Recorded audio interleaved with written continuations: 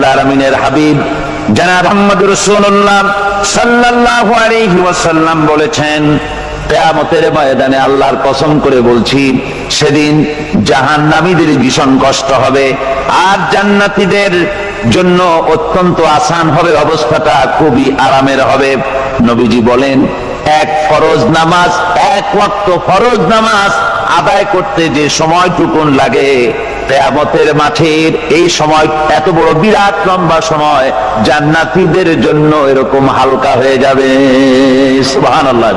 হযরত আবু সাঈদ খুদরী রাদিয়াল্লাহু তাআলা হাদিস বর্ণনা করেছেন, এক ওয়াক্ত নামাজ, একটা ফরজ নামাজ পড়তে যতটুকুন সময় লাগে এতটুকুন সময়ের ভেতরে জান্নাতীদের কারবার শেষ হয়ে যাবে। সুবহানাল্লাহ বিহামদি। আর ওদের কারবার তো শেষই হবে না। وَيَوْمَ تَشَقَّقُ السَّمَاءُ بِالْغَمَامِ وَنُزِّلَ الْمَلَائِكَةُ تَنزِيلًا। ওরা ফেরেশতা দেখতে চায়, সেদিন আসমান সমূহ বিদীর্ণ হয়ে মেঘ পুঞ্জ বেরিয়ে আসবে, আত্মপ্রকাশ করবে, তার ভেতর থেকে ফেরেশতারা ক্রমাগত নাযিল হতে থাকবে। আর অবস্থাটাই হবে, আল মুলকু ইয়াউমাইযিল হাক্কু লির-রাহমান ওয়া কানা ইয়াওমান আলাল কাফিরিনা আসীরা। আর সেদিনে বাদশাহী হবে কেবলমাত্র রহমানেরই। আর সেই কিয়ামতের দিন, সেই সময়টা হবে কাফেরদের জন্য বড়ই কঠিন। এখানে কিয়ামতের কিছু কথা বলা হচ্ছে, কিছু আভাস দেওয়া হচ্ছে যে আসমান সমূহ বিদীর্ণ হয়ে মেঘ পিণ্ড বেরিয়ে আসবে এবং তার থেকে ক্রমাগত ফেরেশতারা নাযিল হতে থাকবে। আল্লাহর হাবিব বলেছেন, কেউ যদি কিয়ামতের দৃশ্য দেখতে চায় সেজন্য সূরা ইজা শামসু কুবিরাত ওয়া ইজা সামাউ ফাতারাত, ইজা সামাউ শাক্কাত, এই সূরাগুলি যেন পড়ে, তাহলে কিয়ামতের দৃশ্য তার চোখের সামনে প্রতিভাত হবে। কিয়ামতের দৃশ্যটা আসলে কেমন হবে সেই সূরাগুলি তেলাওয়াত করলে সে বুঝতে পারবে। যেমন আল্লাহ পাক বলছেন, ইযাস সামাউ ফাতারাত ওয়া ইযাল কাওয়াকিবু তাসারাত ওয়া ইযাল বিহারু ফুজ্জিরাত ওয়া ইযাল কুবুরু বুসিরাত। যখন আকাশসমূহ চূর্ণ বিচূর্ণ হয়ে যাবে আর তারকাসমূহ বিক্ষিপ্ত হয়ে পড়বে, সমুদ্র মহাসমুদ্রগুলি দীর্ণ বিদীর্ণ হয়ে যাবে, কবরগুলি সব উদ্গীরণ করে দেবে, তার মধ্যে যা আছে সে সবগুলি।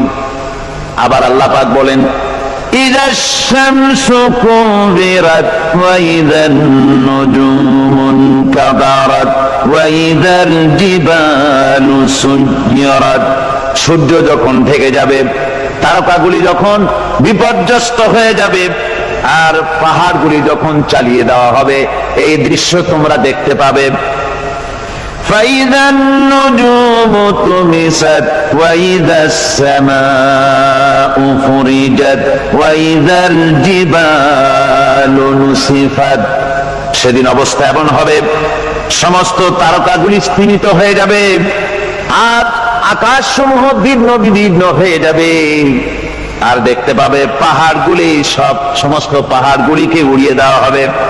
আবার অবস্থা আরো কি হবে, فَإِذَا بَرِقَ الْبَصَرُ وَخَسَفَ الْقَمَرُ وَجُمِعَ الشَّمْسُ وَالْقَمَرُ। যখন চক্ষু বিস্ফারিত হয়ে যাবে মানুষের, চাঁদ আর সূর্য নিষ্প্রভ হয়ে যাবে, সব একাকার হয়ে যাবে, চন্দ্র এবং সূর্য তার অস্তিত্বকে হারিয়ে ফেলবে। শুধু তাই নয়, وَحُمِلَتِ الْأَرْضُ وَالْجِبَالُ فَدُكَّتَا دَكَّةً وَاحِدَةً। জমিন ও পাহাড়গুলির মধ্যে সংঘর্ষ লাগিয়ে দেওয়া হবে, আর তা এক ধাক্কায় জমিন এবং সমস্ত পাহাড়গুলি চূর্ণ বিচূর্ণ হয়ে যাবে। সুবহানাল্লাহ ওয়া বিহামদিহি। আল্লাহ রাব্বুল আলামিন বলছেন এইভাবে করে কিয়ামতের দৃশ্য, বিভীষিকাময় দৃশ্য তোমরা দেখতে পাবে। আর সেদিনের রাজত্বটা কার হবে? আল মুলকু ইয়াওমাইযিনিল হাক্কু লির-রাহমান। সেদিনের রাজত্ব হবে কেবলমাত্র রহমানের। অর্থাৎ যেসব কৃত্রিম বাদশাহী দেখে তোমাদের চোখে ধাঁধা লেগে গিয়েছে, তোমাদেরকে দুনিয়ার বাদশাহী দেখে তোমরা ধোঁকায় পড়ে গিয়েছো, এসব বাদশাহী কিছুই টিকবে না সেদিন। সেদিন শুধু বাদশাহী থাকবে একমাত্র আল্লাহ পাকের। কার থাকবে বাদশাহী? যারা বলেন কার? আল্লাহ রাব্বুল আলামিন যখন কিছুই থাকবে না ঘোষণা করবেন লিমানিল মুলকুল ইয়াউম লিল্লাহিল ওয়াহিদুল কাহ্হার। আজকে কার রাজত্ব?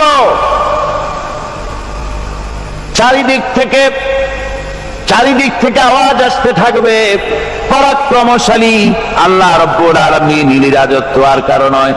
হাদিস শরীফে এসেছে, বুখারী মুসলিম শরীফের হাদিসে এসেছে, আল্লাহর নবী বলেন আল্লাহ রাব্বুল আলামিন তখন তার এক হাতে আকাশ মণ্ডলীকে ধারণ করবেন, আর এক হাতে জমিনকে ধারণ করবেন। আকাশ মণ্ডলী এক হাতে, জমিন এক হাতে। এভাবে আল্লাহ রাব্বুল আলামিন বলবেন আইনাল জাব্বারুন আইনাল মুতাকাব্বিরুন। কোথায় সেই স্বৈরাচারীরা? কোথায় সেই দুর্বিনীত অহংকারী স্বৈরাচার যারা আমার জমিনের উপরে, আমার মানুষের উপরে রাজত্ব চালিয়েছে? তারা আজকে কোথায়? কোথায় সেই অহংকারীরা? আল্লাহ পাক সেদিন যে বলবেন, সেদিন তো বলবেন, কিন্তু দুনিয়ার মাঝেও স্বৈরাচার যারা, অহংকারী যারা, তাদের শাস্তি পৃথিবীর বুকেও দেন, আর সেদিন তো দিবেনি। কত স্বৈরাচার আমরা দেখলাম, কত অহংকারী দেখলাম, যাদের তর্জনী হেননে লক্ষ কোটি কোটি মানুষ উঠত আর বসত। তাদের জিল্লাতির সঙ্গে আল্লাহ রাব্বুল আলামিন কতজনকে বিদায় করে দিলেন। ফুলের মালা নিয়ে কুলাতে পারে নাই, পা থেকে শুরু করে গলা পর্যন্ত ফুলের মালা দিয়া ডুবাই দিল ভক্তরা। আবার আল্লাহ রাব্বুল আলামিন এমন শাস্তি দিলেন, ফুলের মালার পরিবর্তে জুতার মালা নিয়ে জেলের মধ্যে ঢুকাইয়া দিলেন। ঠিক কিনা গান? অহংকারী আর স্বৈরাচার যারা হয়, আল্লাহ পাক এভাবে তাদের দৃষ্টান্ত দেখিয়ে দেন। আমরা কত দেখলাম, 9 বছরের রাজা 10 বছরের সাজা। পৃথিবীর মুখে যারা অহংকার করে, যারা স্বৈরাচার হয়, আল্লাহর আইনকে যারা বৃদ্ধাঙ্গুষ্টি প্রদর্শন করে, আল্লাহ পাক তাদের জমিনেও দেখান। এখানে চূড়ান্ত ফয়সালা আল্লাহ করেন না, আসল ফয়সালার জায়গা তো আছেই, তবে এখানে নমুনা দেখায় দেন। কিন্তু মুশকিল হচ্ছে, ইতিহাসের সবচাইতে বড় শিক্ষা হলো ইতিহাস থেকে মানুষেরা শিক্ষা গ্রহণ করে না। একজনে যে কাম করে বিপদে পড়ে, আর একজন এসে আবার সেই পথেই অগ্রসর হয়, নিশ্চিত মৃত্যুর পথে। আমার বন্ধুগণ, আল্লাহ পাক বলছেন সেই দিন আমার রাজত্ব হবে, আর কারো রাজত্ব হবে না। ওয়া কানা ইয়াওমান আলাল কাফিরিনা আসীরা। আর ওই দিনটা, ওই কিয়ামতের দিন হবে কাফেরদের জন্য সবচেয়ে কঠিন। সবচাইতে কঠিন হবে কাদের জন্য? কাফেরদের জন্য। কাফের কারা? কাফের হচ্ছে তারা যারা নাকি আল্লাহর আইনকে অস্বীকার করেছে, আল্লাহকে অস্বীকার করেছে, আল্লাহর আইনকে অস্বীকার করেছে। ওরা কি? কাফের। কুফর শব্দের অর্থ হচ্ছে গোপন করা। এই জন্য অন্ধকার রাতকে আরবিতে কাফের বলা হয়েছে, অর্থাৎ যা সব জিনিসকে অন্ধকার দিয়ে ঢেকে দেয়। তো কুফর হচ্ছে সেই জিনিস যা মহাসত্যকে ঢেকে দেয়, সত্যকে, মহাসত্যকে ঢেকে দেয় যে জিনিস, সেটাকে কুফর বলা হয়। আর এই কাফের অন্ধকারে ঘুরে মরে, সে কোন আলোর খোঁজ পায় না। আল্লাহ রাব্বুল আলামিন বলেন, কাফেরদের কথা এখন শোনাচ্ছেন আল্লাহ পাক। والذين كفروا أولياؤهم الطاغوت يخرجونهم من النور إلى الظلمات। যারা কাফের, যারা কুফরি অবলম্বন করেছে, তাদের সাহায্যকারী আর পৃষ্ঠপোষক হচ্ছে তাগুত। তাগুত বলা হয় সেই শক্তিকে যে শক্তি শুধু নিজেই আল্লাহর আইন অমান্য করে বসে থাকে না, বরং অন্যদেরকে আল্লাহর আইন অমান্য করতে বাধ্য করে। ওদেরকে আরবিতে কি বলা হয়? তাগুত বলা হয়। আর এই তাগুতি শক্তি, এই তাগুত হয় তার সাহায্যকারী, যা তাকে আলো থেকে টেনে অন্ধকারের ভেতরে নিয়ে যায়। আর কাফের হচ্ছে আল্লাহ পাকের ভাষায়, অর্থাৎ কোরআনের ভাষায়, কাফের হচ্ছে সবচাইতে নিকৃষ্ট প্রাণী, সবচাইতে নিকৃষ্ট জীব। মহাসত্যকে যারা অস্বীকার করেছে, যারা আল্লাহকে মানে না, যারা আল্লাহ কোরআনকে মানে না, যারা ইসলামকে স্বীকার করে না, তারা সবচাইতে নিকৃষ্ট প্রাণী।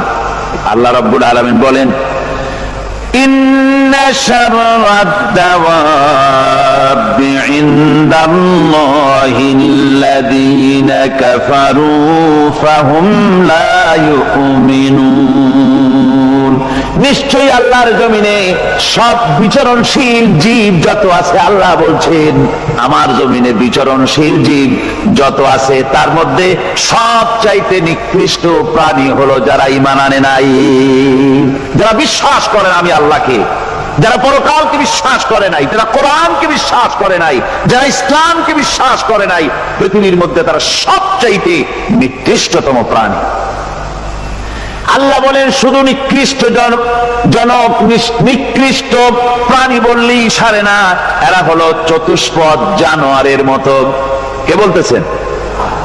আমি বলছি না, কিন্তু আল্লাহ পাক বলতেছেন চতুষ্পদ জানোয়ারের মতো কাফেরেরা। وَمَثَلُ الَّذِينَ كَفَرُوا كَمَثَلِ الَّذِي يَنْعِقُ بِمَا لَا يَسْمَعُ إِلَّا دُعَاءً وَنِدَاءً। এই কাফেরদের দৃষ্টান্ত হচ্ছে সেই রাখালের মতো, যে রাখাল তার পশুদেরকে ডাকে, আর ওই পশুরা একটা ডাক শোনে মাত্র, কিন্তু কি যে বলে তা তো পশুতে বোঝেন। ভালো বুঝতে পেরেছে?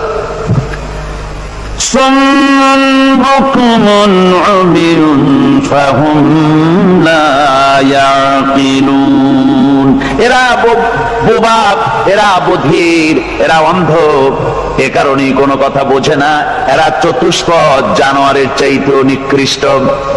যাদেরকে আমি আল্লাহ বলেন, যাদেরকে আমি চোখ দিলাম, চোখ থাকতে হক দেখলো না, সব দেখলো, হক দেখে নাই চোখ দিয়া, এই চোখ দিয়া সব দেখলো, নারীর সৌন্দর্য উপভোগ করলো, আর নারীর অঙ্গ প্রত্যঙ্গ নিয়ে নানা ধরনের গল্প লিখলো, কবিতা লিখলো, কিন্তু এই সৌন্দর্য যিনি দিলেন তারেও চিনল না।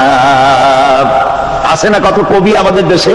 আমার দেশের সেই কবি জাতীয় পুরস্কার পায় যে কবি নারীর বিশেষ বিশেষ অঙ্গ নিয়ে বেশি করে নির্লজ্জ কবিতা লিখতে পারে, ওই হলো সবচেয়ে বড় কবি।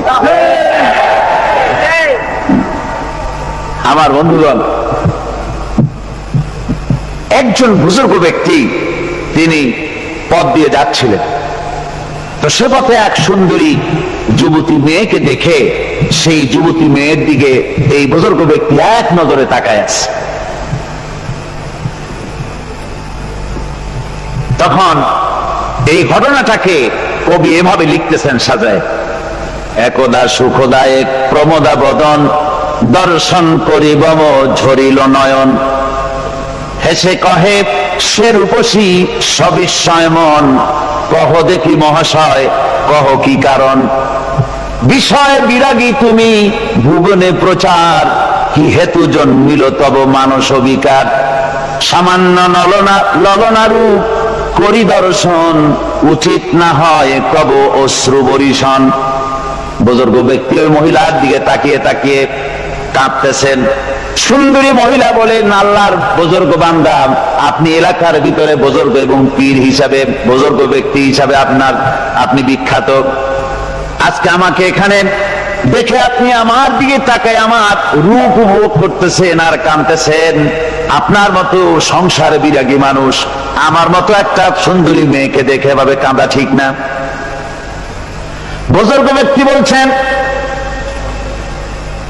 হেসে কহিলাম বলে করহ শ্রবণ, নেত্র ঝরে তবু হেতু ভেব না এমন, যে শিল্পী রচিল ওই সুধাংশু বদন, তাহার তরে ঝরে নেত্র নয়নে জীবন। আল্লাহর বান্দি, আমি তোমাকে দেখি কান্দি না, আমার চোখে পানি বেরিয়ে গেছি। তোমারে দেখে আমি মনে মনে ভাবলাম, এত সুন্দর করে যিনি মানুষ বানিয়েছেন না জানি ওই আল্লাহ রব্বুল আলামিন কত বড় সুন্দর। আমার ভাইরা, সুতরাং চোখ থাকতে ওরা আল্লাহ রাব্বুল আলামিনের কুদরত ওরা দেখে নাই, কান থাকতে কোরআনের আওয়াজ ওদের কানের মধ্যে ঢোকে নাই, বিবেক থাকতে আল্লাহর দ্বীনকে বুঝতে পারে নাই, চিন্তা করতে পারে নাই। আল্লাহ রাব্বুল আলামিন বলেন, উলাইকা কাল্লানাম, এরা হলো চতুষ্পদ জানোয়ার, বাল হুম আদাল, শুধু জানোয়ার না, জানোয়ারের চাইতেও নিকৃষ্ট। এমনই জানোয়ার, আল্লাহ বলেন শুধু জানোয়ার না, জানোয়ারের মতো শুধু খায় জনমের মতো। والذين كفروا يتمتعون ويأكلون كما تأكل الأنعام। এই কাফেরগুলির কাম শুধু ফুর্তি করা, গান বাজনা, নাটক, গল্প, এই সব কাজ তাদের। নামাজ নাই, রোজা নাই, আল্লাহ চিন্তা নাই, তাহাজ্জুদ নাই, পরহেজগারি নাই, শুধু গান আর নাচ। দেখেন না ফুর্তি। এই যে 1 জানুয়ারি রাত 12টার সময় আমার ঘুম ভেঙে গেল, এই যেখানে আমি ছিলাম, বিকট আওয়াজ। আমি মনে করলাম পাশের বাড়ি বুঝি ডাকাত পড়ছে। পরে বাড়িওয়ালা আমাকে বললেন যে ডাকাত না, বোধহয় এই নিউ ইয়ার সেলিব্রেট হচ্ছে, নতুন বৎসর উদযাপন হচ্ছে বোমা দিয়ে, শহরবাসীর আরামের ঘুম হারাম করে এগুলি করা হচ্ছে। এ তো গেল 1 জানুয়ারি। আর যখন আমাদের নিজেরটা যখন আসে, অর্থাৎ 1 বৈশাখ, তখন দেখছেন অবস্থা 1 বৈশাখে। এবছর আমাদের দেশে 1 বৈশাখে ঢাকায় যে দৃশ্য আমি টিভির মধ্যে দেখলাম, তাতে আমার মনে হয়নি যে 12 কোটি মুসলমানের দেশে রাজধানীতে এই দৃশ্য হচ্ছে। আমার মনে হচ্ছিল এটা বুঝি কলকাতা অথবা অন্য কোন শহর হবে। আমি দেখলাম সমস্ত যুবক যুবতী, নারী পুরুষ, বিভিন্ন বয়সের লোক সব একসঙ্গে রাস্তায় নেমেছে, নাচতেছে। তার মধ্যে বুদ্ধিজীবী আছে, শিক্ষিত লোক আছে, সমানে নাচতেছে। আর তাদের মুখোশ পরা, বানরের মুখোশ, কুকুরের মুখোশ, শুকরের মুখোশ, ঘোড়ার মুখোশ, পাপি শিয়ালের মুখোশ, এই মুখোশ পরে এভাবে নাচতেছে। আমি চিন্তা করলাম, নববর্ষের সাথে কুত্তার মুখোশের সম্পর্ক কি? নববর্ষের সাথে পাপি শ্রীগালের মুখোশের সম্পর্ক কি? তাহলে ওরা কি বলতে চায় যে আগামী বছরটা আমরা কুত্তার ভূমিকায় অ্যাক্টিং করব, অথবা শ্রীগালের মতো ধূর্তামি করব জাতির সাথে? তারপরে কি করলো? সকাল বেলায় যুবক যুবতী 1 বৈশাখ সূর্য উদয়ের আগে রমনা লেকের পাড়ি গিয়ে সব দাঁড়িয়েছে বাসন্তী রঙের শাড়ি পরে। তারপরে সেখানে দাঁড়িয়ে সূর্য উদয়ের পানে তাকিয়ে সকাল বেলায় ভাবে করজোর করে বলছে, এসো হে নববৈশাখ স্বাগতম হে। নববৈশাখ অলক্ষে বোধহয় এটা শুনে বলতেছে, বাবাজিরা আমারে ডাকতেছো, অপেক্ষা করো, আমি আসতেছি। আমারে ডাকতেছো, আমি আসতেছি, কোমরে গামছা বেঁধে আসতেছি, 225 মাইল স্পিডে আসতেছি, 30 ফুট উচ্চ জলোচ্ছ্বাস নিয়ে আসতেছি, নববৈশাখের মজা সাত টাকায়। আমার ভাইরা, মুসলমান নববর্ষ উদযাপনের সাথে মুসলমানের কিসের সম্পর্ক? মুসলমান যদি এই দিন উদযাপনই করে, তাহলে তাকে করতে হবে ফজরের নামাজ পড়বে। মুসলমান নববর্ষ উদযাপন করবে, ফজরের নামাজ পড়বে, তারপরে কোরআন শরীফ তেলাওয়াত করবে, দরুদ শরীফ পড়বে, আল্লাহর দরবারে হাত তুলে বলবে রব্বুনা রাব্বিন, 1 বছর পার করে দিলাম, নাফরমানি ছাড়া কিছুই তো করি নাই, বিগত বছরে যা করেছি মাফ করে দাও, আগামী বছরটা গোটা জাতি আর দেশের জন্য কল্যাণকর মঙ্গলময় করে দাও। এটাই তো বলা উচিত ছিল নাকি? বলে না করে, তা না বলে বৈশাখের পরিচালককে না দেখে সরাসরি বৈশাখকে আহ্বান করা হয়েছে, আর বৈশাখ আহ্বান করার মজা জনমের মতো দেখাই দিয়েছে। আল্লাহ রাব্বুল আলামিন তাই বলেন, কাফেররা তাদের কাজ হলো শুধু খাওয়া, তারা এমন খাওয়া খায় জনমের মতো খায়, ইয়াকুলুনা কামা তাকুলুল আনাম, জানোয়ারে যেমন খায় ওই রকম খায়, তার মানে খায় একটু বিসমিল্লাহ কয় না, খায় যখন ছেড়ে দেয় তখন আলহামদুলিল্লাহ বলে না, বাহাদ্দে খায়, আবার বাহাদ্দে খায়, ডাব একটা কাটলো বিসমিল্লাহ নাই, খাইলো 2-4 ঢোক খাইয়া পুরা ডাবটারে ফেলাই দিল, ডাবটা কি তোমার বাজান তৈরি করছিল নাকি? একটু বিসমিল্লাহ বললা না, একটু শুকরিয়া আদায় করলাম। আমি গত এই ডিসেম্বর গেল, ডিসেম্বরের 16 তারিখ আমেরিকা থেকে এসছি, ওখানে দেখলাম তারা প্রতি নভেম্বর মাসে শেষ বৃহস্পতিবার থ্যাঙ্কস গিভিং ডে অবজার্ভ করে। তা আমি জিজ্ঞেস করলাম থ্যাঙ্কস গিভিং ডে জিনিসটা কি? ওরা বলল এটা হচ্ছে এই যে গড আমাদেরকে সারা বছর ভালো খাওয়াইছে, আমাদেরকে ভালোভাবে পড়াইছেন, সুন্দর রেখেছেন, এই জন্য আমরা গডকে থ্যাঙ্কস দেই নভেম্বরের এই শেষ দিনটিতে। সারা বছরে ভালো খাইছি, ভালো থাকছি, এই জন্য গভর্নমেন্টকে মানে গডকে থ্যাঙ্কস দিলাম। আমি আমার আলোচনায় সেখানে বললাম যে দেখেন রাশিয়ার সাথে আমেরিকার পার্থক্য তো এখানে, ওরা গডকে অস্বীকারই করেছে, গডই মানে না, আর এরা গডের নামাজ রোজা বা ইবাদত কিছু করুক আর না করুক, গডের অন্তত একটা ধন্যবাদ দেয়। ওরা ওদের ডলারে লিখেছে ইন গড উই ট্রাস্ট, প্রত্যেকটা ডলারে লেখা আমরা গডে বিশ্বাস করি। তো শুকর আদায় করলে তো আল্লাহ বাড়িয়ে দিবেন। আল্লাহ রাব্বুল আলামিনের সুন্নাত হলো শুকর যদি কেউ আদায় করে আল্লাহ বাড়িয়ে দেন, লা ইন শাকারতুম লাযীদান্নাকুম ওয়া লা ইন কাফারতুম ইন্না আযাবী লাশাদীদ। আমার নিয়ামতের শুকর যদি আদায় করো আমি বাড়ায় দেব, আর যদি নিয়ামতের শুকর আদায় না করো তাহলে মস্ত বড় শাস্তি তোমাদের জন্য রেখেছি। তো আমেরিকা শুকর আদায় করে নিজেরা খাইয়া, কিন্তু ওদের জমিন হলো বিশাল জমি। আমি কয়েকবার গিয়েছি এবং বহু স্টেট সফর করেছি। ওদের জমিন এত ফার্টাইল, জমিনে যদি রীতিমতো তারা ফসল ফলাতো, এই ফসল সারা দুনিয়ার দরিদ্র ভূমুক্ষ জনতাকে খাওয়াইয়া বাঁচাইতে পারত, কিন্তু ওরা তা করে না। ওরা করে কি? ওরা মুনাফার হার, বাজার দর ঠিক রাখার জন্য নির্দিষ্ট পরিমাণ জমিনের ফসল ফলায়, কিন্তু জমিন এতই উর্বর ওদের মেজারমেন্ট করা, মাপ করা, হিসাব করা ফসল হয় না, ফসল হয় বেশি।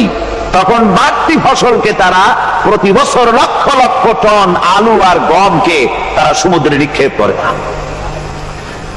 তাদের আলু এবং গম সেই সময় তারা নিক্ষেপ করে সমুদ্রে যখন ইথিওপিয়া, সুদানে মানুষ না খেয়ে মরছে।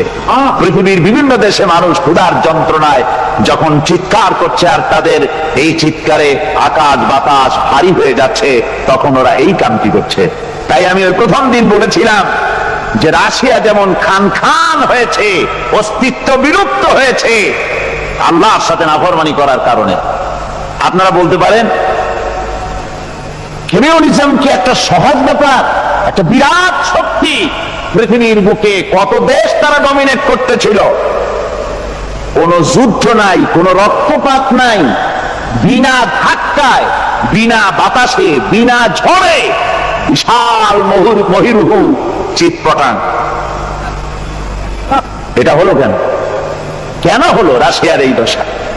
আমি লালদিঘির ময়দানে বলে গেছিলাম, আমি চিন্তা করে যেটা পাইছি সেটা হচ্ছে দুনিয়ার সমস্ত মতবাদ আল্লাহকে কোনো না কোনো প্রকারে স্বীকার করে।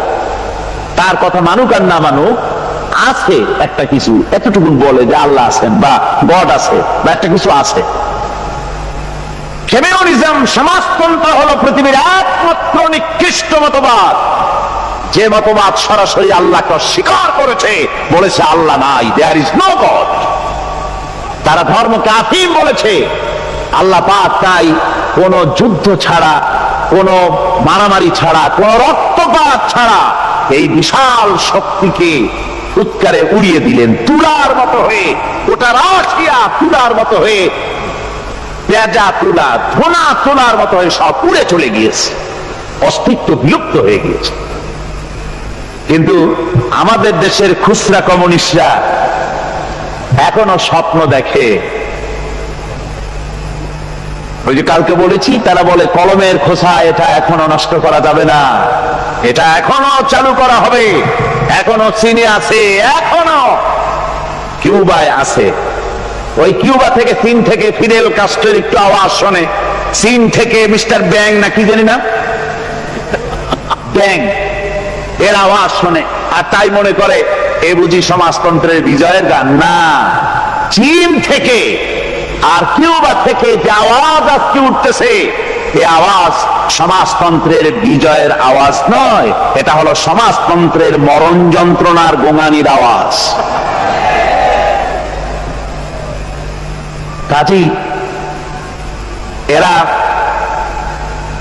দুনিয়ার বুকে শুধু আনন্দ এবং ফুর্তি করে, আল্লাহর হককে, আল্লাহকে চিনতে তারা ব্যর্থ হয়েছে।